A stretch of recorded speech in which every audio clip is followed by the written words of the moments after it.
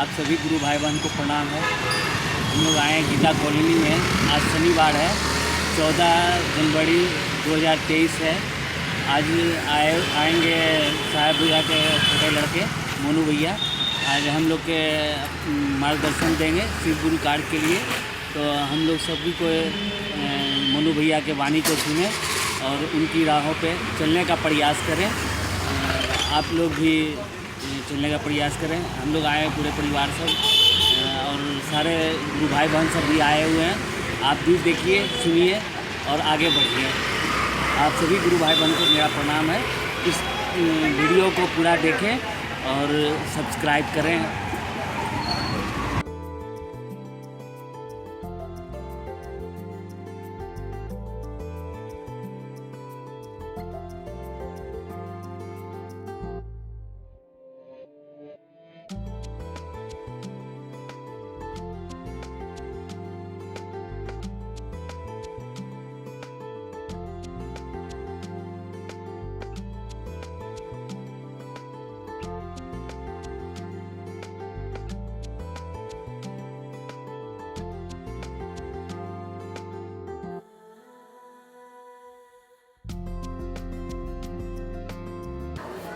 चलिए, आप सबों के चरणों में मेरा प्रणाम। मैं अभी थोड़ी देर से आपके बीच में बैठा था। भजन सुनने में बहुत मजा आता है ना।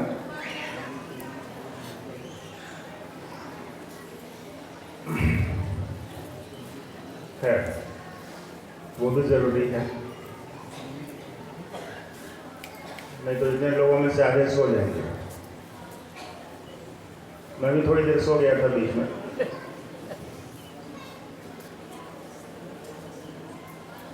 मकर संक्रांति की शुभकामनाएं आप सबों को।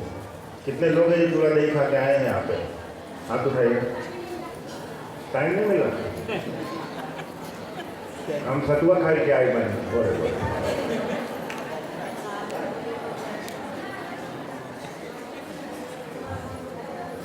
चलिए, गिरा देगा। आप आवाज कम रखिए, मैं अपना बढ़ा लूंगा। जपूत। हाँ, सूर्य आज नहीं। मकर राशि में प्रवेश कर रहे हैं। वो सूर्य जो हमको और आपको सबको रोशनी देता है। सूर्य उगता है तो रोशनी होती है, लेकिन सूर्य उगे और हमारी आपकी आंखें बंद हो तो रोशनी होगी क्या? नहीं होगी। यानी सूर्य भी जरूरी है रोशनी के लिए, ऊष्मा के लिए, गर्मी के लिए, धूप के लिए, उजाले के लिए, लेकिन आपकी आंखें भी जरूरी हैं इन चीजों को महसूस करने के लिए। यानी सूर्य को जरूरी है ही, आपकी आंखें भी जरूरी हैं। हम और आप महादेव को गुरु बना के अपना आंखवा कर लेते हैं बंद, तो गड़बड़ हो जाएगा। सूर्य की रोशनी से हम और आप वंचित हो जाएंगे। कल मैं आ रहा था तो गाड़ी में किसी ने कहा मुझसे कि कल अगर धूप नहीं निकलेगी तो कोई गुरु भाई गुरु बहन चर्चा सुनने नहीं आवेगा। हम बोलते ऐसा क्या है, धूप निकलेगी? फिर हम सोचे कि अगर धूप नहीं निकली तब तो कोई नहीं आएगा। फिर मनी मन एक बात मेरे दिमाग में पौंधी कि है तो सब शिव के शिष्य, और किसने बनाया है आपको शिव का शिष्य? साहब ने बनाया है आपको शिव का शिष्य, दीदी ने बनाया है आपको शिव का शिष्य। आप इतने कमजोर तो हैं नहीं कि ठंडा से डर जाइएगा। जो कान शिव को सुनने के लिए आते हों, जो पैर चलकर अपने गुरु शिव की बात सुनने आते हों, न वो पैर कभी थकते हैं, न वो कान कभी थकते हैं। और आप शिव चर्चा में यहाँ बैठे हैं, प्रकृति अपना काम कर रही है, धूप उसको देना है देगी, नहीं देना है नहीं देगी, लेकिन शिव के शिष्य है आप, शिव की प्रकृति है ये, इसलिए आप भी उसी के साथ ढल जाते हैं। यानी जैसा वो रखना चाहता है आप वैसा रहने की कोशिश करते हैं। शिव के शिष्य यही होते हैं। कितने लोग हैं जो यहाँ पर शिव के शिष्य हैं, मुझे बताइए। हाँ तो कहिए, मैं समझ जाऊँ अमूमन सभी लोग हैं, कुछ लोग हैं जो नहीं हैं। वो कोशिश करेंगे कि आज बने, हम लोग प्रयास करेंगे इन चीज़ों का। कल जिस होटल में मैं ठहरा था वहाँ की चर्चा चल रही थी, रात तक चली, बहुत गुरु भाई लोग भी बैठे हुए थे। तो एक बात मन में एक सवाल आया कि महादेव याद नहीं आते। कल मैं जब प्लेन से आ रहा था तो बीच में थोड़ा मौसम खराब है इधर, तो प्लेन जब हवा में था तो बादलों के बीच से जब वो गुजर रहा था तो प्लेन खड़खड़ खड़खड़ कर रहा था, तो मुझे अंदर से डर लग रहा था। हम मन ही मन सोच रहे थे कि हे महादेव दया कर दीजिए, उतर जाए, उसके बाद देखा जाएगा। तो मैं बोला कि यार ऐसा तो है नहीं कि महादेव याद नहीं आते। जब कोई उपाय नहीं लगता है तो एक ही आदमी है जो याद आता है, वो है आपका महादेव। चाहे वो आप किसी भी स्थिति पे हो, विपत्ति में हो, परेशानियों में हो, या सुख में तो थोड़ा बहुत कम याद आते हैं, दुख में ज़्यादा याद आ जाते हैं। तो महादेव को याद आते हैं। लोग कहते हैं महादेव दिखता नहीं, जब सारे रास्ते बंद हो जाएंगे तो महादेव ही दिखेगा और कोई उपाय नहीं, कहाँ जाइएगा। मेरे गाड़ी से आ रहा था तो सुन रहा था, लाइव चल रहा था, शायद कोई लाइव चला रहा था, उसमें सब लोग जितेंद्र थे, गौरी शंकर थे और लोग भी बोल रहे थे। मैं सुन रहा था मोनू बाबू आएंगे। आप लोगों ने वर्षों से मुझे बाबुए बना के रखा है, 40 साल से ऊपर उम्र हो गई है मेरी अब। हाँ, लेकिन ये भी बात है कि बाबा बनने से तो बढ़िया है कि बाबू बन के रह जाए। बाबू बन के रहना ज़्यादा श्रेयस्कर है मेरे लिए। तो आपके हम भाई हैं, आपके हम जो समझ लीजिए, बुजुर्ग हैं आप, तो आपके हम बेटा हैं। आप जिस तरीके से रखिएगा, जो नाम दीजिएगा वही स्वीकार है। मैं सुन रहा था, काफ़ी लोग बोल रहे थे, बहुत अच्छा भी लगा सुनने में, और इस बात का फक्र हुआ अंदर से कि चलिए हम लोगों ने, सभी लोगों ने मिलकर दिल्ली में जितनी मेहनत की है, वो आज अब फसल काटने की बारी है। इतनी संख्या में लोग आप यहाँ भी आए हैं सुनने के लिए। अपने क्षेत्रों में भी आप महादेव का काम करते हैं बहुत खूबसूरत तरीके से। मैं अभी कुछ गुरु भाई गुरु बहनों को सम्मानित कर रहा था, तो आप ये नहीं समझेंगे कि जिनको, चूँकि फूलों की एक सीमा है, सम्मानित करने की भी एक सीमा है, उसके खड़े होने की भी एक सीमा है, आपके फूल लेने की भी एक सीमा है। कितना लीजिएगा? एक गुलदस्ता उठा रहे हैं आप, 4 को डाल देंगे तो झुक जाए। तो फूलों से किसी का स्वागत नहीं होता। सचमुच में किसी का स्वागत करना है हमको और आपको, तो हम और आप उस शिव के रास्ते पर चलें। साहब कहते हैं ना कि शिव के राजमार्ग पर चलना है। किसके राजमार्ग पर चलना है? शिव के। अच्छा, आपकी दिल्ली में भी राजमार्ग है ना, राजपथ है ना, राजपथ। राजपथ जहाँ खत्म होता है तो कौन रहता है? महामहिम रहते हैं, राष्ट्रपति, यानी वो राजपथ है। उससे चलते रहिएगा तो उधर तो वही मिलेगा। शर्त यही है कि चलना पड़ेगा, चलिएगा तो वो मिल जाएंगे। इसकी गारंटी तो साहब ही देते हैं, दीदी ही देती है हमको। और चलना होगा, कोई उपाय नहीं है। आने से पहले भी मैंने कहा था कि चलिए, अभी गांधी जी बोल रहे थे, मैंने पूछा कि क्या हालचाल है, क्या लोगों के बीच में क्या। अभी चूँकि साहब हम लोग का साथ शरीर की जो एक ऊर्जा होती है, अब हमारे आप सामने साहब का शरीर नहीं है, तो एक जो दुख है, एक जो पीड़ा है, एक जो हताशा है मन में कि साहब हमारे आपके भीतर शरीर में नहीं है, वो लाजमी है, वो होगा। क्योंकि हम और आप इस जगत में रहते हैं। जगत में लोगों को एक दूसरे को देखने के लिए, पहचानने के लिए शरीर की ज़रूरत होती है। अब वो शरीर हमारे आपके पास नहीं है, लेकिन इस बात को समझिए कि साहब पहले एक शरीर में थे, अब साहब हर एक शरीर में है। वो आपके शरीर में भी अब साहब हैं। तो इसलिए अपने शरीर का सचमुच में सार्थकता में उपयोग कर लीजिए। आपकी शरीर की एक सीमा होती है, आप कितनी दूर तक देख सकते हैं। या अगर मेरे सामने से इस माइक को हटा दीजिए तो मेरी आवाज़ पीछे तक जा पाएगी क्या? नहीं जा पाएगी। यानी अपनी आवाज़ को एक सीमा से ज़्यादा दूर तक पहुंचाने के लिए हमको और आपको इस माइक की ज़रूरत पड़ती है। तो शरीर की एक सीमा होती है कि वो एक दायरे से बाहर जाके नहीं देख सकता, लेकिन जब वो शरीर, जब वो आत्मा, जब वो जीवात्मा उस शरीर को छोड़ती है तो वो शिव के साम्राज्य में रहती है और ऊंचाई पर से सब कुछ दिखता है। ये मंच यहाँ ऊंचाई पर क्यों बना हुआ है, या अमूमन क्यों बना हुआ होता है? क्योंकि मैं आपको देख सके, आप हमको देख सके। नहीं तो आप यहाँ बैठे रहिएगा, मैं छत पर जाकर बोलूँगा तो समझ में नहीं आएगा। इसलिए मंच हमेशा ऊपर बनाया जाता है ताकि वक्ता को भी आप दिखे और आप भी वक्ता को देख सके। तो साहब अब हर शरीर में है, सभी को देख रहे हैं वो। इसलिए अब महादेव का काम करने में ज़्यादा होशियारी रखने की ज़रूरत है। अब शिव का काम करने में पहले से ज़्यादा होशियार रहने की ज़रूरत है हमको और आपको। अब चीज़ें बर्दाश्त नहीं होंगी। साहब कहते हैं ना कि महादेव के काम में आपको भी महादेव के काम को बकस देना चाहिए, खास करके इस काम में छोड़ दीजिए, कोई गड़बड़ी नहीं। वो सुना है ना आपने, डायन भी एक घर बकस देती है। तो हमको और आपको भी ये शिव शिष्टता को बकस देना चाहिए कि यहाँ पर ईमानदारी से काम करेंगे। बाकी जो धंधा करते हैं हम और आप करिए, कोई दिक्कत नहीं। साहब की बातों को याद करिए कि आपकी अगर गड़बड़ कीजिएगा तो लोग बख्शे नहीं जाएंगे। महादेव के काम के प्रति बिल्कुल ईमानदार होने की जरूरत है, क्योंकि अब वो सबको देख रहे हैं। आप क्या कर रहे हैं, आप क्या नहीं कर रहे हैं, आपकी सोच क्या है, आपकी नियति क्या है। आज फेसबुक पर एक हमारे मित्र उन्होंने पोस्ट डाला कि हो सकता है साहब से ज्यादा बढ़िया बोलने वाले पैदा हो जाए इस धरती पर।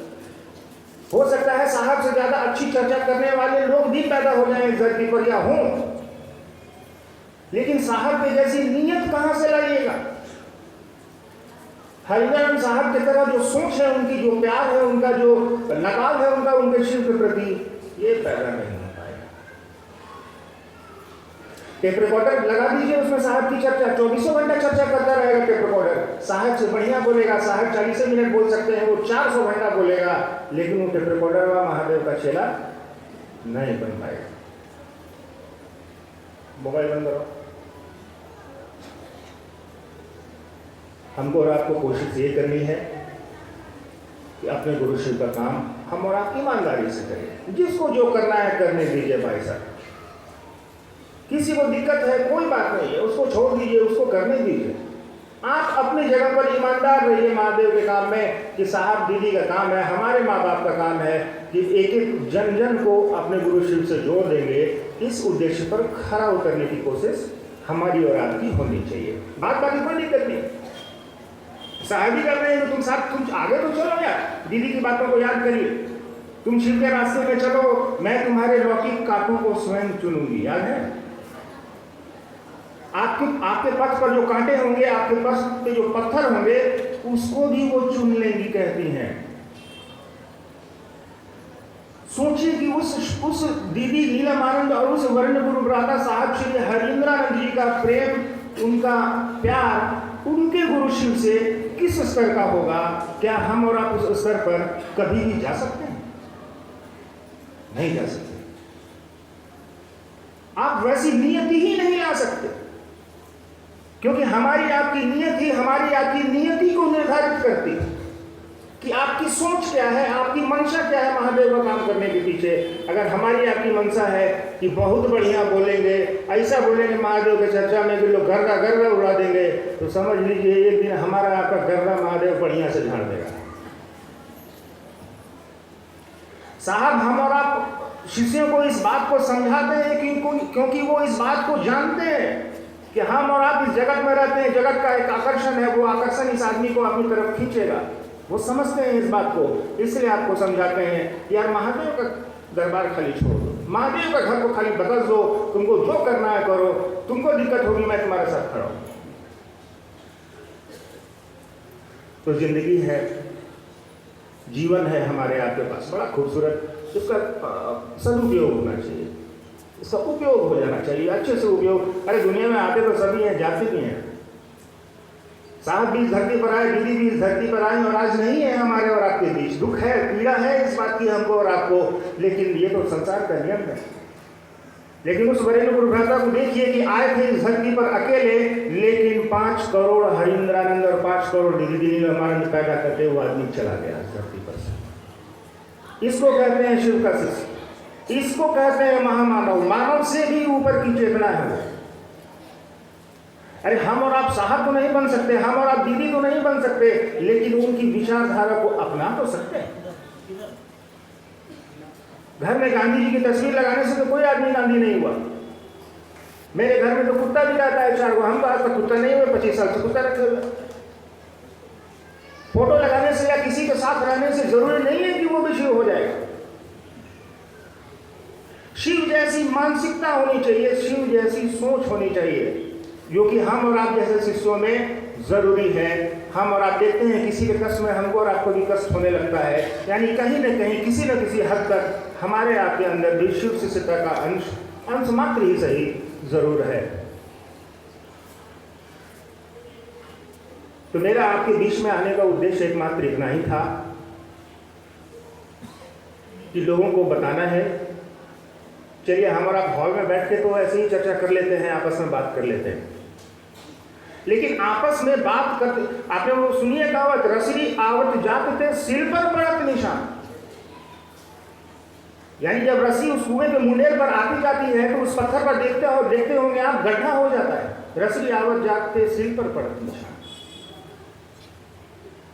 तो महादेव महादेव करते करते करते सचमुच में व्यक्ति महादेव की सोच, महादेव की चेतना अपने अंदर उतार लेता है। आपकी सोच भी शिव के सोच से मिलने लगती है। साहब की बातों को याद करिए, शिखर की तलहटी में ही समस्त संकीर्णताएं तिरोहित हो जाती, खत्म हो जाती हैं। शिखर तक तो जाने की बहुत दूर की बात है। जब आप शिव की शिष्यता की शुरुआत करते हैं, विचारने की शुरुआत करिएगा भाई। अभी मैं सुन रहा था विचार, भाव और प्रेम या कुछ विषय चल रहा है। तो शिव शिष्यता तो पहले आपके विचार में आती है, उसके बाद भाव में परिणत होती है।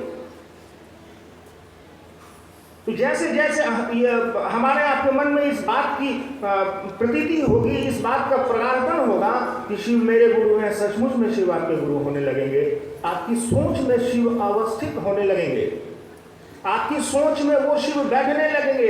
वो शिव कहाँ बैठेंगे? शिव एक सोच है, शिव एक मन है, शिव एक ऊर्जा है। ठीक वैसे ही शिष्य भी एक मन है, शिष्य भी एक ऊर्जा है। तो उस शिष्य में क्या बैठेगा? उस गुरु का भाव ही ना। आप में शिष्य भाव है, लेकिन वो आपके गुरु भाव भी है। लेकिन उस शिव का जो गुरु भाव है या दया भाव है, उसको अपने अंदर आपको बिठाना होगा। तब आपके अंदर से एक्टिवेशन जिसको बोलते हैं, एक्टिवेट हो जाना, पैदा हो जाना, शिष्य का भाव धीरे धीरे पैदा हो जाता है। और आप भी लोगों को कहने लगते हैं कि हे महादेव बड़ा कमाल के गुरु है यार।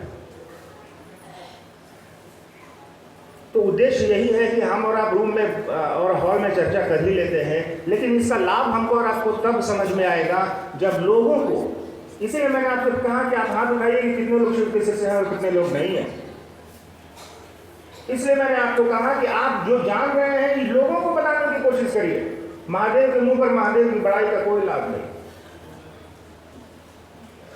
लोगों को समझाने की कोशिश होनी चाहिए, लोगों को बताने की कोशिश होनी चाहिए। और जहाँ 20 आदमी रहेगा, मैं अभी आया तो कुछ कल मैं बैठा हुआ था तो कुछ गुरु भाई लोग भी बोल रहे थे, यहाँ ऐसे कोई ऐसे कर रहा है, कोई वैसे कर रहा है, कोई ऐसे कर रहा है। अरे करने दो यार, क्या अरे दुनिया है, होगा, लोग करेंगे। ये जगत है, यहाँ की एक अपनी व्यवस्था चलती है। लोग 3-5 करेंगे ही करेंगे। अभी आपने क्या देखा है, लोग बड़का बड़का बाबा भी हो सकता है, कल भी मैं आपके बीच में बाबा बन के आ जाऊं, हो सकता है, क्यों नहीं हो सकता? हो सकता है कल मैं ही आपके बीच में बहुत बड़ा महाराज जी बन के आ जाऊं कि मैं बाबा। हो सकता है, ये दुनिया है, यहाँ कुछ भी हो सकता है यार। इसमें परेशान होने वाली कौन सी बात है? हाँ, आप शिव के शिष्य हैं, आपके सामने ये चीजें होंगी, कोई बाबा बनेगा, कोई महंत बनेगा, आपके ही गुरु भाई गुरु बहनों में से कोई बीच में बनेगा, तो कष्ट तकलीफ आपको निश्चित होगी। लेकिन एक बात हमेशा याद रखिएगा, हमको और आपको एक ही आदेश है, जाओ लोगों को अपने गुरु शिव से जोड़ो। इसके अलावा हमको और आपको कोई आदेश नहीं है। जिसको बाबा बनना है बनने दीजिए, जिसको जो बनना है बनने दीजिए। भाई साहब, हम और आप महादेव के चेला थे, चेला है, चेला ही रहेंगे। इसलिए लोगों को जो करना है करने दीजिए। महादेव देख रहा है ना भैया, महादेव से बड़ी ताकत तो हम और आप हो नहीं सकते, शाहगिरी से बड़ी ताकत तो हम और आप हो नहीं सकते। हम और आप महादेव का काम करें, बाकी जो लोग जो कर रहे हैं उनको करने दिया जाए, बिल्कुल करने दीजिए। उनको देखने के लिए शाहगिरी स्वयं मौजूद हैं, उनको देखने के लिए महादेव भी मौजूद हैं। और एक बात याद रखिएगा, आध्यात्मिक जगत में, शिव शिष्यता में अगर हम और आप कुछ भी इधर उधर करते हैं तो ये एक आध्यात्मिक अपराध है जिसकी माफी इस संसार में नहीं है। चलो कोई सवाल हो तो बताओ यार।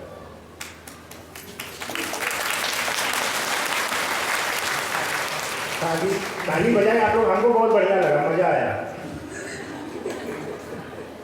साहब लगा कि हम ही बोले हैं भाई, ताली बजनी चाहिए। अरे क्या बात, एक जिज्ञासा ही है,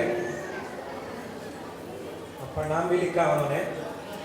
उनकी जिज्ञासा है, मैंने अनुभव किया है कि शिष्य के कर्ता मन के लिए निश्चित रूप से गुरु दया प्राप्ति का एक सरल एवं सुगम साधन है तथा गुरु आदेशित कर्म भी है। इतना लंबा चौड़ा है।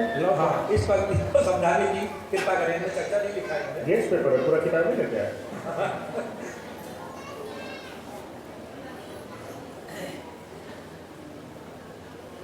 मैंने सुनिए एक सवाल, मैंने अनुभूत किया है, अनुभूत करना यानी महसूस करना, शिष्य के कर्ता मन के लिए निश्चित रूप से गुरु दया प्राप्ति का यही सरल एवं सुगम साधन है तथा गुरु आदेशित कर्म भी। पहला सूत्र क्या है हमारा? हे शिव, आप मेरे गुरु हैं, मैं आपका शिष्य हूँ, मुझ शिष्य पर दया करिए। ये क्या है? ये एक कर्म है, ये एक विधान है, ये एक काम है। कर्ता मन इसको करेगा। जो कर्ता मन है, कर्ता मतलब करने वाला। दया कौन मांग रहा है? आप मांग रहे हैं। तो कर्ता कौन हुए? आप होंगे। तो साहब ये समझाने की कोशिश कर रहे हैं कि जब शिष्य का कर्ता मन यानी कर्मानुरागी मन, काम करने में जिसको अनुराग हो, काम करने में जिसको मन लगे, तो आपको काम दे दिया साहब ने कि जाओ महादेव से दया मांगो।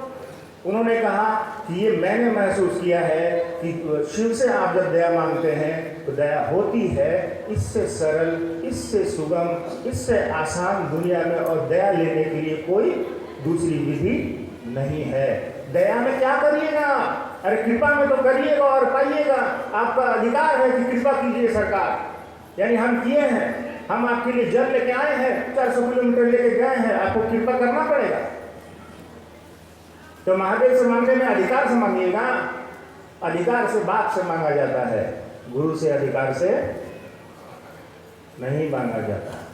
गुरु आपको देंगे जरूर, लेकिन गुरु के देने में विवेक काम करता है। भगवान के देवताओं को देने में विवेक काम नहीं करता। 4 कुत्ता है, उसके बीच में वो रोटी डाल दीजिए, चारों कुत्ता झों करके रोटी के लिए एक दूसरे का मुंह कान काट लेगा। यहाँ विवेक काम नहीं कर रहा। एक बाप और बेटा भूखा है, उसके बाप को एक रोटी दे दीजिए, वो गरीब बाप रोटी को अपना ऐसे गंजी में मोड़ के ले जाएगा, अपने बेटा को खिला देगा, भूखे बच्चे को खिला देगा। बच्चा उसे पूछेगा बाबूजी आप खाए? तो उसके पिता झूठ बोलेगा कि हाँ बाबू हम खा लिए हैं। देखिए रोटी एक ही है, स्थितियाँ भी एक ही हैं, परिस्थितियाँ भी एक ही हैं, लेकिन विवेक के इस्तेमाल होने से काम बदल गया। यहाँ विवेक का इस्तेमाल कर रहा है, वो भी भूखा है। तो हम और आप देवर जाके बाबा से जो मांग लेते हैं, अधिकार से मांगते हैं। साहब ने कहा आप महादेव से किस अधिकार से मांग सकते हैं? महादेव के लिए आपने किया ही क्या है? इसलिए उन्होंने कहा कि महादेव से दया मांगो यार, हे सरकार हमसे गलती हो गया, हमसे कुछ नहीं होगा, हम आपके लिए कुछ नहीं कर पाएंगे सरकार, हम पर दया करें। और दया, उस दया विधान को करना होगा। दया पर ठीक है, दया पर अधिकार नहीं है, लेकिन दया तो उसकी सर्वदा है, दया उसकी हर जगह पर है। जरूरत है हमको और आपको उसका शिष्य बनने की। शिष्य बनिएगा तो दया समझ में आ जाएगी। उसकी दया है तभी आपकी पलक झपक रही है, उसकी दया है तभी आपकी सांसें अंदर जा रही हैं और बाहर आ रही हैं, उसकी दया है तभी घर से उठ के आप यहाँ आ गए, उसकी दया है तभी आपकी धड़कनें चल रही हैं। उसकी दया नहीं रहेगी ना तो क्या होगा ये आप भी समझ सकते हैं, मैं भी जानता हूँ।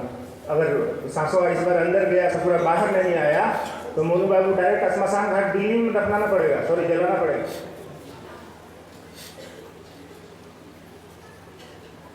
शिव से दया मांगने का यही सरल और सुगम उपाय है। साहब ने बताया कि अपने गुरु शिव से दया मांगिए, दया होती है, दया मिलती है। और ऐसे एक बात ये जान लीजिए, दया मांगने से नहीं मिलती। हो सकता है आप कंफ्यूज कर जाइएगा, इसलिए मैं नहीं बोल रहा था। दया मांगने से भी नहीं मिलती।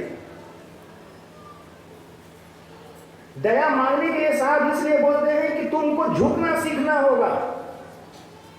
वो आपने सुना है ना, धोबिया रे जल बीच मरत प्यासा, वो झुकना नहीं सीखा उसने आज तक, इसलिए उसके पैरों से टच होकर के उसके पैरों को छू के पानी बह रहा है, लेकिन वो झुकना सीखने नहीं किया, हमेशा अकड़िए के दुनिया में रहा, तो पानी प्यास नहीं बुझी उसकी। धोबिया रे जल, सब जगह पानी है लेकिन उस प्यास नहीं बुझा पा रहा है।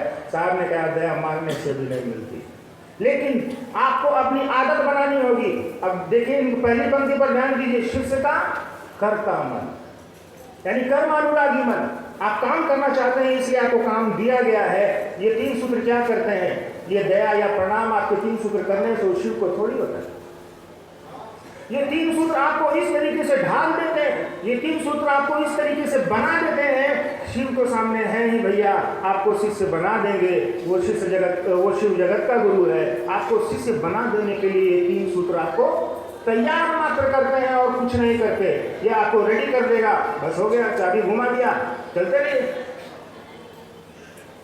तो ये 3 सूत्र आपके अंदर प्रेम का उत्स जगाते हैं, प्रेम को पनपा देते हैं उस शिव के प्रति। जब आप प्रेम पनप जाएगा तो 3 सूत्र याद रहेगा।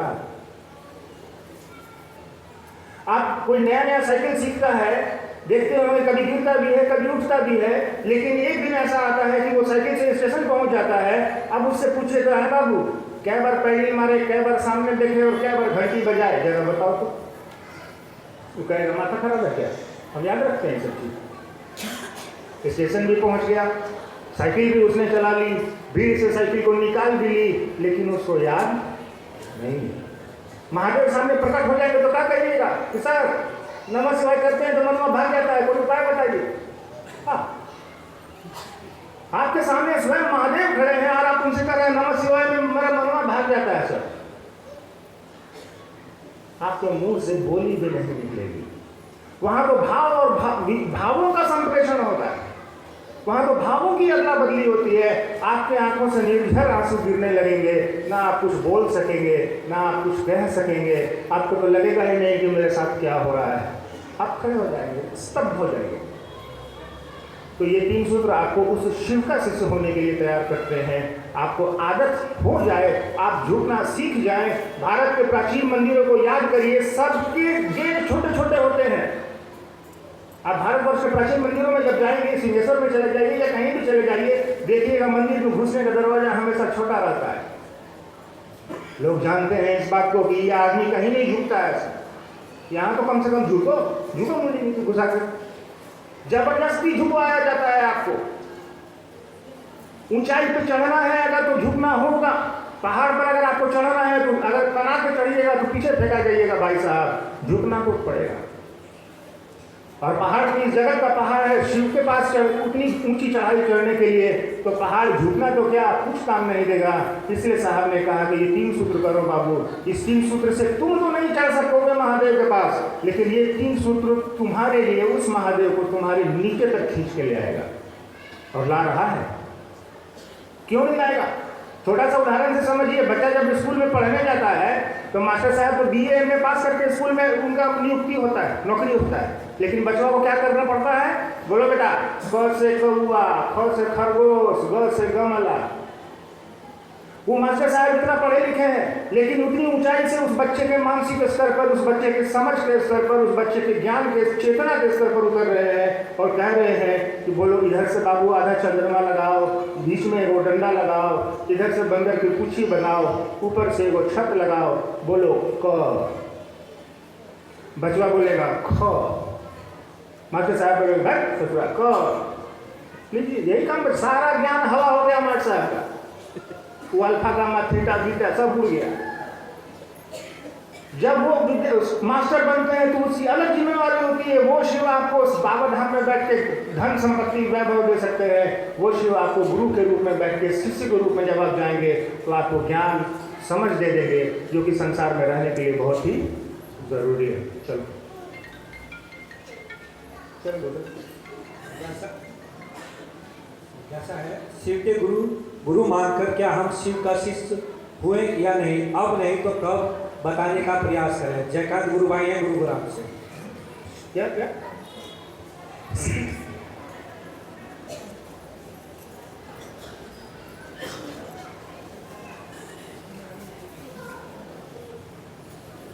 जयकांत जी, आपका सवाल थोड़ा हमको पागल कर दिया है। शिव के गुरु मानकर क्या हम शिव का शिष्य हूँ या अब नहीं तो कब बताने का प्रयास करें। एक और सवाल है इनका नीचे, विश्व गुरु स्वयं गुरु में क्या अंतर है? कोई अंतर नहीं। गुरु कोई शरीर नहीं होता, गुरु एक ऊर्जा है, गुरु एक भाव सत्ता है। गुरु का शरीर चले जाने के बाद भी आप उनके शिष्य हो सकते हैं। आप धरती में गुरुओं की परंपरा को देखिए, गुरु जी 15 साल पहले मर गए, लेकिन उनकी शिष्यता की परंपरा निर्बाध गति से आज भी चल रही है कि नहीं चल रही है। और गुरु शब्द का अगर उपयोग भारतीय अध्यात्म में हुआ है तो वो शिव के लिए संबोधित किया गया है। अगर गुरु कोई हो सकता है तो वो शिव के अलावा तो कोई हो ही नहीं सकता, क्योंकि वो आदि गुरु है। गुरुओं की परंपरा वही शिव से शुरू होती है, निश्रित होती है और उसी में विलीन हो जाती है, उसी में खत्म हो जाती है। शिव को अपना गुरु आपको बनाना चाहिए। चलिए पहला सवाल पर आ जाते हैं आपके। शिव को गुरु मानकर क्या हम शिव का शिष्य हैं अब या नहीं तो कब बताने का प्रयास? आप बिल्कुल है, क्यों नहीं है? अरे आपका बिया हो गया तो पति है कि नहीं? बच्चा हो गया तो बाप है कि नहीं? तो शिष्य हो गया तो कोई गुरु हो गया ना भाई। कौन है गुरु? बिना गुरु ने काम चेला बन गए। कोई डॉक्टर होगा तो कोई पेशेंट होगा, कोई वकील होगा तो कोई क्लाइंट होगा, कोई मास्टर होगा तो कोई विद्यार्थी होगा, ठीक वैसे ही कोई गुरु होगा तो कोई। चलो कैसा है शिव मेरे गुरु है, विचार को भाव में कैसे परिवर्तित किया जाए? शिव मेरे गुरु हैं, इस बात को विचार से भाव में कैसे परिणत किया जाए? हाँ, परिवर्तित किया जाए। अच्छा, ये विचार और भाव क्या होता है? मैं अभी सुन रहा था, कोई बोल रहे थे इसको। विचार और भाव क्या होता है? अच्छा, ये देखिए, ये धर्मार्थ महिला सिलाई केंद्र, अच्छा ये बिल्डिंग बनी है, ये सबसे पहले किसी के सोच में बनी होगी। कोई एक आदमी ये सोचा होगा कि गीता कॉलेज में वो हॉल बनाया जाए जिसमें लोग बैठेगा, कुछ कार्यक्रम वगैरह होगा, शादी ब्याह में दिया जाएगा। यानी कि ये हॉल सबसे पहले किसी के वैचारिक स्थल पर बना होगा, किसी के विचारों में बना होगा। उसके विचार ने इतना घनीभूत रूप ले लिया, इतना प्रगाढ़ हो गया, इतना बलशाली हो गया कि वो व्यक्ति अब धीरे धीरे पैसा जमा करने लगा, लोगों को इकट्ठा करने लगा और धीरे धीरे सीमेंट, बालू, छड़ ये सब जमा होने लगा और ये आज मकान आपको दिख रहा है। देखिए, विचार से भाव में परिणत हो रहा है कि नहीं हो रहा है? अच्छा, एक बात बताइए, विचार, भाव और प्रेम, विचार, भाव और प्रेम तीनों अलग अलग स्थितियां हैं, तीनों अलग अलग स्थितियां हैं। अब चलिए एक बात बताइए आपको, 1 लीटर पानी ले लेते हैं, 1 लीटर पानी को पहले गैस बना देते हैं, खोला के गैस बना देते हैं, 1 लीटर पानी को गैस बना देते हैं। अब वो गैस को आपके मुंह पर मारेंगे 1 लीटर पानी का गैस को, तो आपको कुछ होगा, महसूस होगा, तो चोट लगेगी क्या? नहीं लगेगी। चलिए, उसी 1 लीटर गैस को आप फिर वापस पानी बना देते हैं, 1 लीटर पानी को आपके मुंह पर फेंकते हैं, आपको चोट लगेगी क्या? नहीं लगेगी। लेकिन ऐसे कीजिएगा ना, थोड़ा सा तो लगेगा। चलिए, अब उस 1 लीटर पानी को बर्फ बना देते हैं, अब आपको मुंह पर मारने का। विचार, भाव और प्रेम में यही अंतर। ठोस हो गया वो, बर्फ बन गया आपका विचार, बर्फ बन गया आपका वो गैस। अब मारिएगा तो मुंह फूट जाएगा, हो सकता है वो पटक के आपको भी मारे, ठीक है। विचार, भाव और प्रेम यानी वैचारिक तल पर आई सूचना कि शिव मेरे गुरु हैं, ये धीरे धीरे भाव की स्थिति में चली जाती है और धीरे धीरे ये प्रेम की स्थिति में चली जाती है। क्योंकि शिव शिष्यता का एक ही उद्देश्य है, आपके मन में वैचारिक तल पे ये उतरती जरूर है लेकिन एक में रहती नहीं है। प्रेम एक में उतरता जरूर है या दो में उतरता जरूर है, लेकिन दोनों सत्ताओं को एक कर देता है। और कुछ राजी गुरु बहन है, ये निवेदन कर रही है कि बोलू भैया से निवेदन है कि कृपया उन गुरु भाई हैं, गुरु बहनों को थोड़ा समझा दीजिए कि अपने गुरु का काम अच्छा से करें। गुरु कार्य में काफ़ी परेशानी हो रही है। आप लोग जरा शांत रहिए। चलिए, आपने सवाल सुना कि गुरु कार्य करने में परेशानी हो रही है। अच्छा, कौन सा ऐसा कार्य है जिसमें परेशानी नहीं हो रही है, वो भी हमको बताइए। दोनों लिखना चाहिए था आपको, भैया इसमें परेशानी नहीं हो रही है और ई वाला में हो रही है, तब कोई बात बनती। दुनिया में कोई ऐसा प्रसंग है ही नहीं जिसमें परेशानियां ना हो। शिव कृष्ण से परेशानियों के बीच से अपना रास्ता निकालते हैं। मैं किसी को नहीं कह सकता कि आप शिवसत्ता में ऐसे नहीं करिए, वैसे नहीं करिए, क्योंकि मेरा ये अधिकार नहीं है। मेरे ये अधिकार क्षेत्र से बाहर है। ये साहब का अधिकार क्षेत्र है कि वो किसी को कहें या समझा दें उसको, क्योंकि साहब तो शरीर में है नहीं, लेकिन साहब के पास जो ऊर्जा है, वो ऊर्जा उन गलत काम करने वाले लोगों को ऐसा समझाएगी कि आपको देखने में थोड़ा तकलीफ होगी। साहब की बातों को याद करिए कि मैं बख्शूंगा नहीं। महादेव के काम को छोड़ दीजिए। इस महादेव के काम को ईमानदारी से करिए। इसमें कोई भी चीज़ अपनी बुद्धि मत लगाइए। हमारी आपकी बुद्धि है ही कितनी? हमारी आपकी बुद्धि से तो हमारे आपके घर वाले नहीं चलते। हमारे आपके बच्चे, हमारे आपके घर वाले, हम और आप जो कहते हैं उसको नहीं मानते। सोचिए हमारी आपकी बुद्धि किस स्तर की है।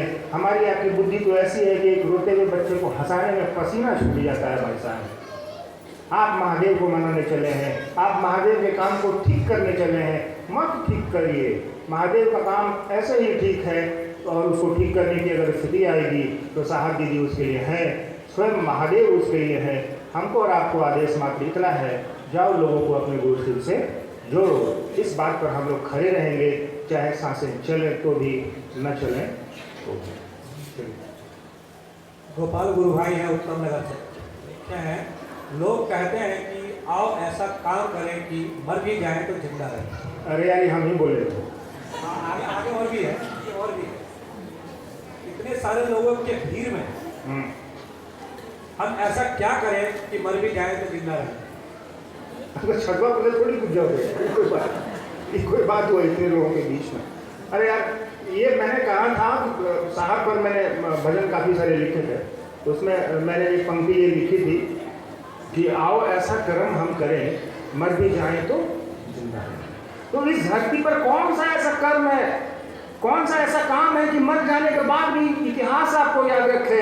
आप अपनी दीदी नीलम और साहब से हरिंद्रानंद जी को देखिए, वो लोग करोड़ों हरिंद्रानंद पैदा करके वो आदमी चला गया। आज देखिए उनको याद पूरी दुनिया कर रही है कि नहीं कर रही।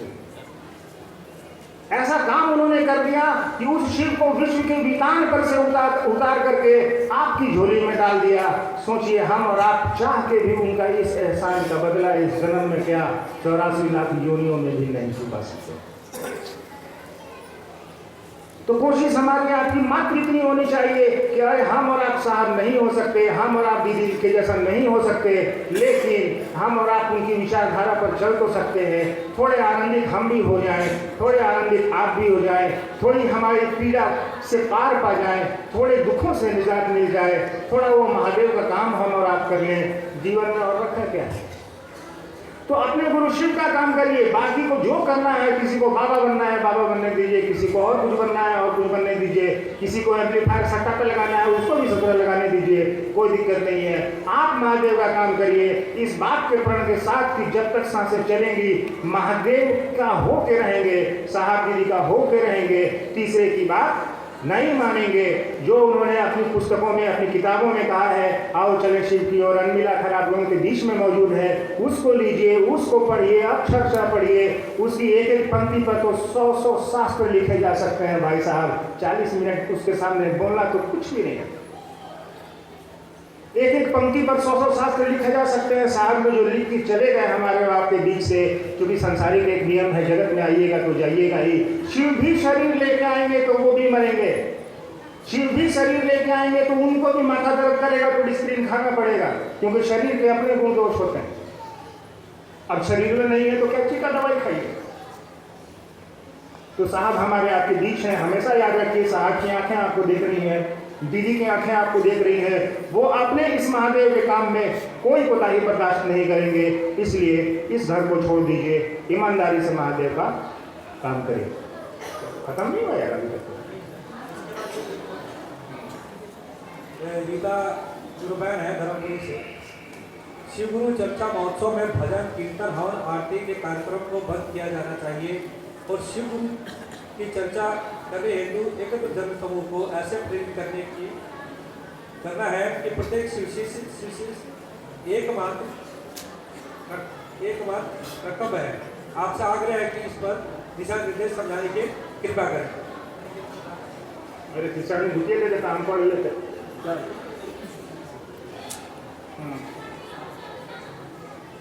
शिव गुरु की चर्चा महोत्सव में भजन कीर्तन हवन आरती कार्यक्रमों को बंद किया जाना चाहिए और शिव गुरु की चर्चा करने के अतिरिक्त जन समूह को प्रेरित करना है करता है। हाँ सही बात है। अरे यार आप लोग हल्ला करना बंद करिए या पीछे माइक भजवा देता हूँ, उसको बोलिएगा तो हमको सुनाई भी देगा। बैठ जाइए आराम से, 10 मिनट बैठिए। चलिए, आपने लिखा है, गुरुमान का सवाल है, रीता जी है, इन्होंने कहा है कि भाई शिव गुरु चर्चा में महोत्सव भजन कीर्तन ये सब बंद होने चाहिए और जो समय बचे उसका शिव गुरु के कार्य में या शिव चर्चा में उपयोग होना चाहिए। अब बिल्कुल सही है, होना भी चाहिए। लेकिन एक बात बताइए, जब लड़का लड़की का शादी होता है तो बिना डीजे के भी हो सकता है। लड़का लड़की का ब्याह आपके घर में हुआ होगा ना भाई, तो उसमें बैंड बाजे काहे किए थे?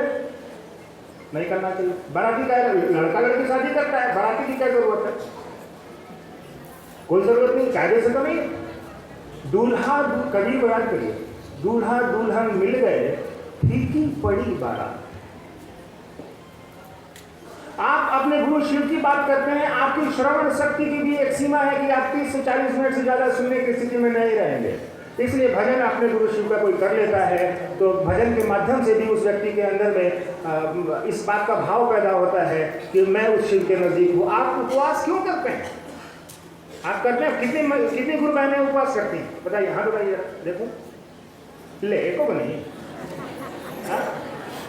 हाँ आप धीरे धीरे उठ रहा है। चलिए अच्छा एक काम करिए, आप तो फिर भी थोड़ा दिन बर्दाश्त कर सकती है। उपवास का मतलब होता है बगल में बैठना। उपवास बगल में बैठना यानी ईश्वर के नजदीक जाना, ईश्वर के बगल में बैठना। आप उसको कहिए, आप उसको समझ लीजिए कि भूखे रहना।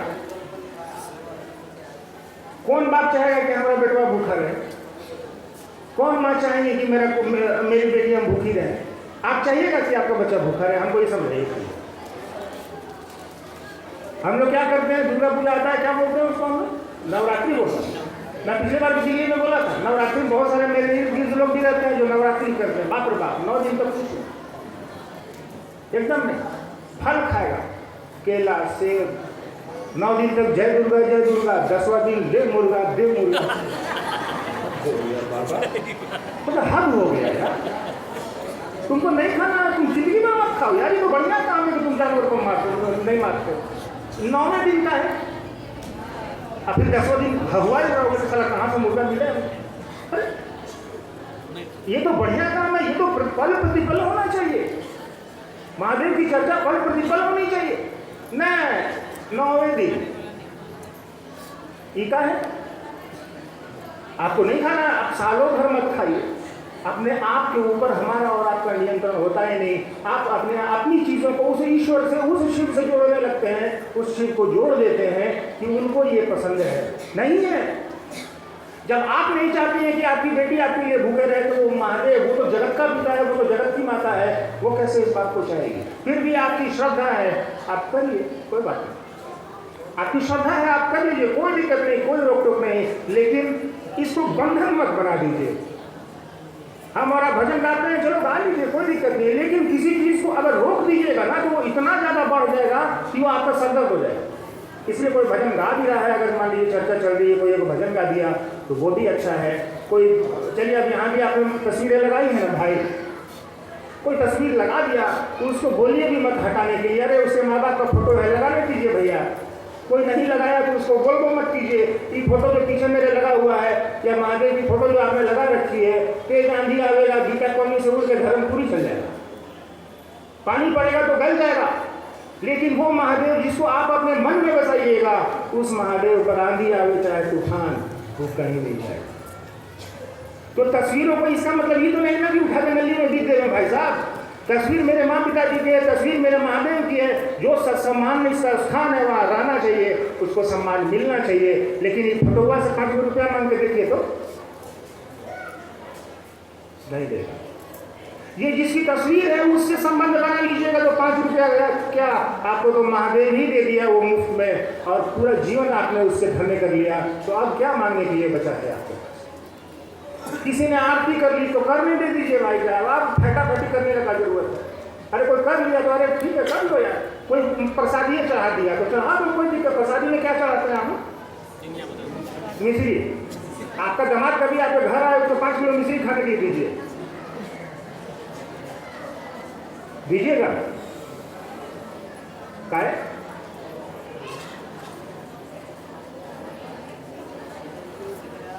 जो चीजें हम और आप नहीं खा सकते वो महादेव अगर चढ़ाना है, शौक है आपका चढ़ाने का, चढ़ाइए। लड्डू पेड़ा काजू किस्मत 3-4 पूरा काजू ले आइए, खरीद के चढ़ाइए। कौन मना करता है? ना है मकुंदाना चढ़ा।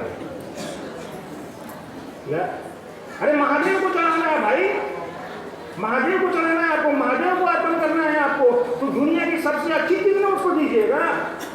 नहीं, महादेव को कोना में घरवा में ताखा में वो फोटो में डाल दिया अगरबत्ती वहीं पे। क्या है? आप कहते हैं कि पूरी दुनिया में शिव का स्थान है, आप कहते हैं कि वो शिव बाबा है, और बाबा का यही स्थान ताखा में है। बाबा का स्थान तो सबसे महत्वपूर्ण आपके घर में होना चाहिए। चलिए आपके पास जगह नहीं है, आप इस जगत में रहते हैं, चलिए ठीक है, आपने जो आपकी जगह से उस शिव को कोई फर्क पड़ता भी नहीं है। शिव को आपको अपने मन में, अपनी चेतना में अवस्थित कराना होगा, जिसके लिए एकमात्र उपाय साहब ने दिया है कि आप शिव का शिष्य बने। शिव आपके चेतना में उतर जाएंगे, आपके मन में, आपके भाव में, आपकी सोच में शिव अवस्थित हो जाएंगे। आपके दैनिक कार्यों में शिव को शामिल करिए। शिव जब आपकी चाय की जगह पर शिव याद आने लगे, समझिएगा आप शिव के शिष्य होने लगे। ऐसा है फेसबुक पे भी ट्रेंड कर रहा है। ट्रेंड कर? हाँ, बता देते हैं। शिशिर परिवार भी मेरी भी जिज्ञासा थी और मैंने ही लिख के बोले, कुछ लोगों से बहस भी हुई है। अंतिम सवाल बोलो यार। हाँ, और भी जिज्ञासा है। बस यही काम मेरे बच्चों जाए नहीं घर यार। साहब श्री का समाधि बनना चाहिए कि नहीं? हाँ? साहब श्री का समाधि बनना चाहिए कि नहीं? साहब श्री का समाधि बनना चाहिए कि नहीं? और साहब श्री समाधि बनाने के लिए बोलकर नहीं गए हैं, तो साहब श्री का समाधि बनना चाहिए कि नहीं? अच्छा, साहब क्या क्या बोल के गए हैं? किसको किसको कान में, जरा हमको भी बताइए तो। बहुत लोग अक्सर बोल रहे हैं साहब बोल के गए हैं, साहब ही। अरे साहब जो बोल के गए हैं सब काम तो हो नहीं रहा है। साहब बोले हैं 3 सूत्र करने के लिए, सो तो हम और आप भैया तो परिणाम में नहीं हो रहा। जो मेन 3 को काम दिए हैं वो तो हमसे आपसे हो नहीं रहा है। अब साहब का समाधि बनेगा कि नहीं, दीदी का समाधि क्यों नहीं बना, फलना करी क्यों नहीं हुआ, काहे यहाँ ये हो रहा है, काहे वहाँ आश्रम बन रहा है। आपको साहब ने ये कहा है कि 3 सूत्र करने के बाद जरा इस पर भी वक्त भी कर लेना, लोगों से समाधि बनेगा कि नहीं बनेगा, कि बोले थे क्या? तभी आपको कह रहे हैं हम लोग कि साहब को बोले नहीं थे। साहब बहुत कुछ नहीं बोले थे। हम और आप समझने की ताकत है क्या साहब को? हम और आप समझ जाते हैं उनको? हम और आप साहब से रहीनानंद जी और दीदी नीलामान को समझने की ताकत रखते हैं क्या? बताइए तो। अरे अपना बाल बच्चा को तो हम और आप समझ ही नहीं पाते हैं भाई साहब। साहब को समझ जाइएगा। वो हमारी आपकी समझ, हमारे आपके सोच, हमारे आपके मन, हमारे आपकी चेतना से भी परे की सत्ता है। वो ऐसी सत्ता है कि उस शिव को शीर्ष से लेकर शून्य तक उतार दे सकती है, उतार दी है। तब ना आप आज महादेव महादेव कर रहे हैं भाई जी। और आप उस सत्ता को समझने की बात कर रहे हैं कि साहब को, हम साहब का ऐसा बोले थे, साहब वैसा बोले थे। साहब ने सिर्फ 3 सूत्र दिया है। और जहां तक समाधि की बात है, मैं बता दे रहा हूं आपको, ये लोगों की चाहत अगर होगी तो समाधि बनने से अभिनव आनंद क्या दुनिया की कोई ताकत नहीं रोक सकती है। मैं क्या रोकूंगा, आप क्या रोकेंगे? हमारे आपके पास ताकत है क्या? और समाधि होती क्या है? समझते नहीं है पहले इसको, क्या है समाधि?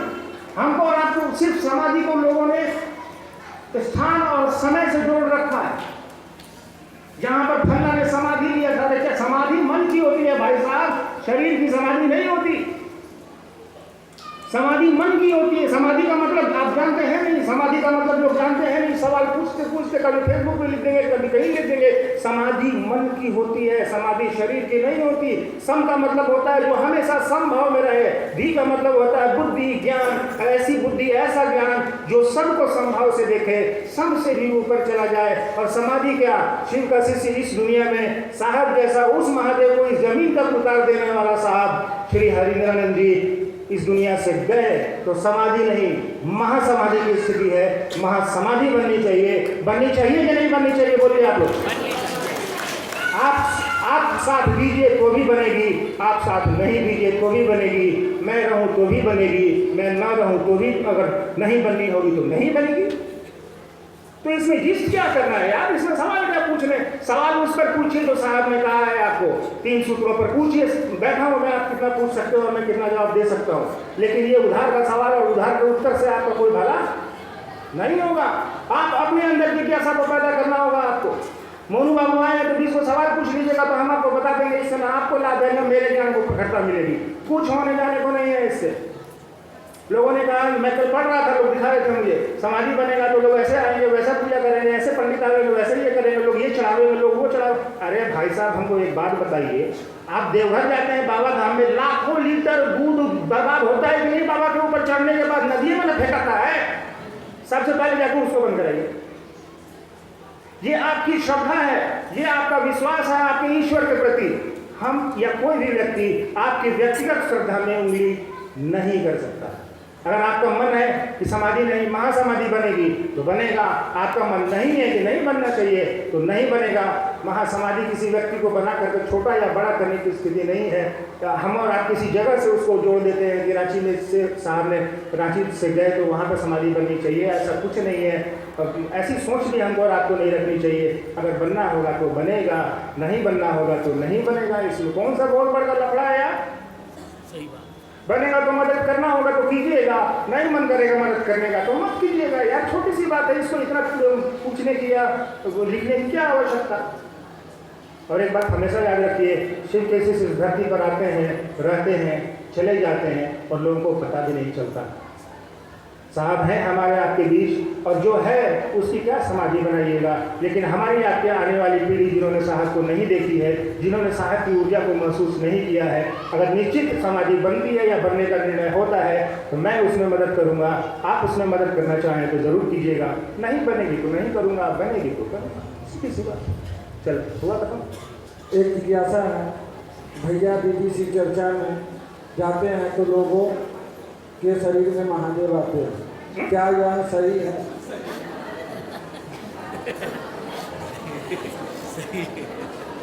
अरे वो महादेव नहीं आता होगा, कोई चूहा होगा। अच्छा एक बात बताइए, शरीफ आदमी आते घर में चोरी से घुसेगा कि खटखटा के आएगा? चोर खटखटा के आएगा, ए दीदी आ गए हम, आपका गहना चोरा में दरवाजा खोलिए। बोलता है क्या ऐसे? नहीं बोलता। तो वो शिव किसी के शरीर पे आ जाएंगे, उसको आपके शरीर की क्या जरूरत है भाई साहब? पूरी दुनिया तो उसी का शरीर है, पूरी दुनिया की सारी स्थितियां परिस्थितियां तो उसी शिव की बनी है। उसको किसी के शरीर की जरूरत नहीं पड़ती। उसको आपके पैसे, आपके धन, आपके वस्त्र, आपके फल, आपके प्रसाद, किसी चीज की कोई जरूरत नहीं पड़ती। आपके गुरु शिव को शिष्य का भाव ही मात्र ग्राह्य है। आप अपना भाव दीजिए, आप एहसान प्रकट करिए कि हे शिव, आपने मुझे जीवन दिया है, हम आपके शिष्य हैं, आपका इस एहसान का बदला हम कैसे चुका सकते हैं?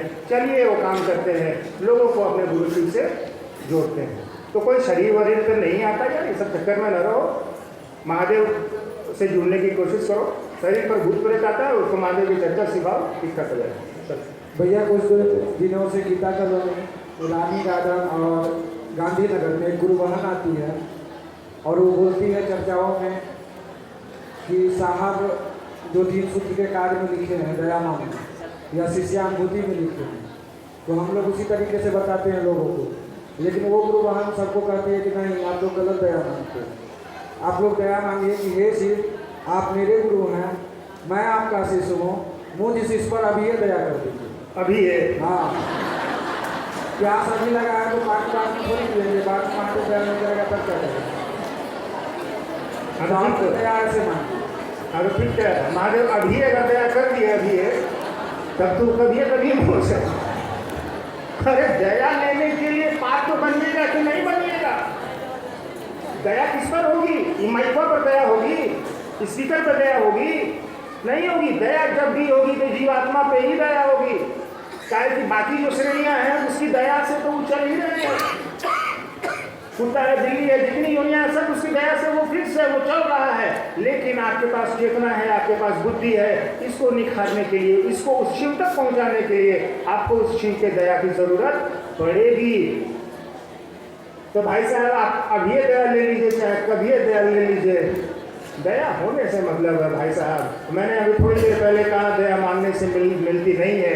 दया एक स्थिति है। ये 3 सूत्र आपको उस स्थिति में ले जाते हैं। दया पहले से है, आपको समझ में बात आ जाती है। आपको ये बताया जाता है कि तुम्हारे यहाँ बिजली दौड़ रहा है, उसमें बल्ब लगाओगे तो रोशनी मिलेगा, उसमें हीटर लगाओगे तो गर्मी मिलेगा, उसमें फ्रिज लगाओगे तो ठंडापन मिलेगा, उसमें पंखा लगाओगे तो हवा मिलेगा। हे शिवा मेरे गुरु है, मैं आपका शिष्य हूँ, मुझ पर अभी दया कर दीजिए जो गुरु बहन है। तो चलिए कोई बात नहीं है, अभी दया मांग लीजिए, तो क्या दिक्कत है? अब दया मांगने के लिए शब्दों की जरूरत थोड़ी पड़ती है। साहब ने तो कहा है मनी मन मांग सकते हो, आप मनी मन मांग लीजिए। दया मांगने के लिए या प्रणाम करने के लिए किसी विशेष मुद्रा की भी जरूरत नहीं पड़ती कि आप मुंडी नीचे टांग ऊपर करके दया मांगिए, आप इस पर से छलांग लगा कर दया मांगिए, आप कुछ और करिए। अरे दया मन मांगता है भाई साहब, शब्द तो मांगते नहीं, मन से मांगने की कोशिश होनी चाहिए। चलो हो गया। चलिए आप सभी इस आध्यात्मिक संगोष्ठी में आए अपने गुरु शिव की बात सुनने, साहब श्री हरिदानंद जी और दीदी नीलमानंद जी की बात सुनने के लिए। मैं अपने साहब दीदी से दया की याचना करता हूँ, महादेव से दया की याचना करता हूँ कि आप सबों पर वो दया की बारिश करें, आप शिव का शिष्य हो जाएं और लोगों को अपने गुरु शिव से जोड़ें। आपकी पीड़ा, आपके दुख भी थोड़े कम हो जाएं। आप मुझे इजाज़त दीजिए, फिर कभी फुर्सत मिलेगी आपके बीच में बैठूंगा, आराम से बात करूंगा। गैस के ऊपर लेके आइएगा, आराम से पूछिएगा, कोई दिक्कत नहीं है। हाँ कल भी एक जगह चर्चा है, वहाँ भी आप आ सकते हैं, बात करेंगे आप लोगों से वहाँ भी, नोएडा में। तो कोशिश यही होनी चाहिए कि साहब दीदी का आशीर्वाद, महादेव की दया सदैव हमारे आपके साथ रहे। अपने गुरु शिव से दया की याचना भी मैं करता हूँ आप सबों के लिए। आपकी पीड़ा, आपके दुख थोड़े कम हो जाए। बाकी तो ज़िंदगी चलती ही रहती है, ऐसे ही चलती है। आप सबों के चरणों में मेरा प्रणाम है। आप स्वीकार करिए और धीरे धीरे निकलिएगा, क्योंकि निकलने का रास्ता छोटा है और आपकी संख्या ज़्यादा है। आप सबों को मेरा प्रणाम।